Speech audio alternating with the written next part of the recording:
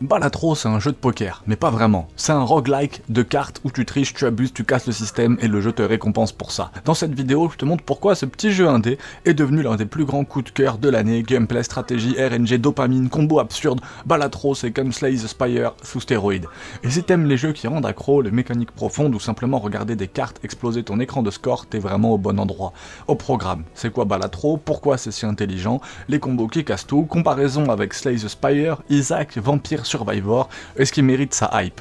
Si vous aimez le style de Savon, The Great Review ou chez Chounet, vous allez kiffer ce test.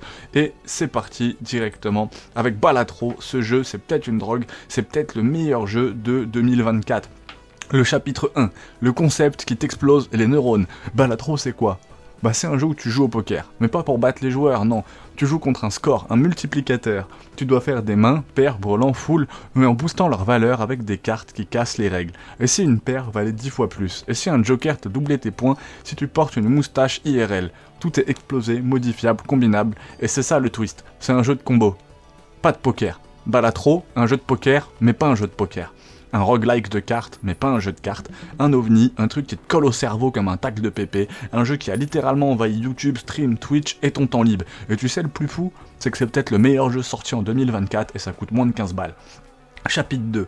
Le génie génial caché derrière le carnaval. Tu crois que c'est un petit jeu de chill en fait, avec un fond jazzy et des cartes qui brillent, mais en fait c'est un puzzle game déguisé. Chaque run est une équation à résoudre. Tu peux faire des runs basés sur les couleurs, les figures, les jokers, les cartes bonus, les malus. Tu passes de « je fais une partie » à « si je ne joue une carte cœur ici, je gagne plus 15 de score et j'explose le boss ». Et c'est là que Balatro fait un truc que peu de jeux réussissent.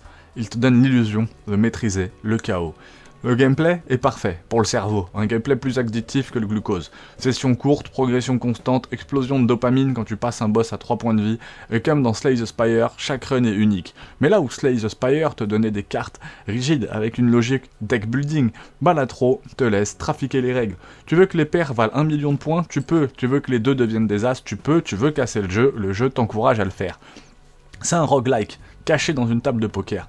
Balatro a plus en commun avec The Binding of Isaac qu'avec un simulateur de casino. Tu commences tout petit, tu ramasses des cartes, des objets passifs, des synergies, tu gères un build, et à la fin tu roules sur le jeu où il te punit pour ta gourmandise. C'est exactement comme les bons roguelikes. Simple à comprendre, profond à maîtriser, fun à recommencer. Si t'aimes Slay the Spire, Inscription, Vampire Survivor ou Peglin, fonce. Si t'aimes les trucs RNG mais qui récompensent l'optimisation, fonce. Même Balatro a une vibe Hades.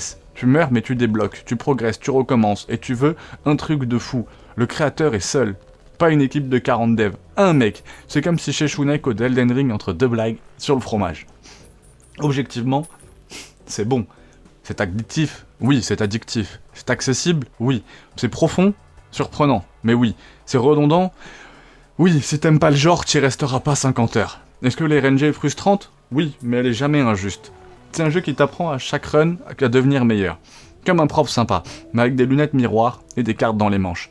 Balatro, c'est pas un jeu de cartes, c'est une machine à dopamine, une leçon de game design, un kiff instantané qui ne se prend jamais au sérieux, mais qui t'attrape comme une drogue légale. Et dans un monde où tous les jeux veulent être des open world à 80€, celui-ci vient te dire « et si on revenait à l'essentiel ?» Un écran, un cerveau, une obsession. C'est un coup de cœur inattendu. Si t'as kiffé cette analyse, lâche un petit pouce bleu, abonne-toi pour plus de tests de jeux qui te retournent le cerveau. Dis-moi dans les commentaires quelle est la carte joker qui t'a rendu complètement accro à Balatro. Si tu as jamais joué, qu'est-ce que tu fous encore ici?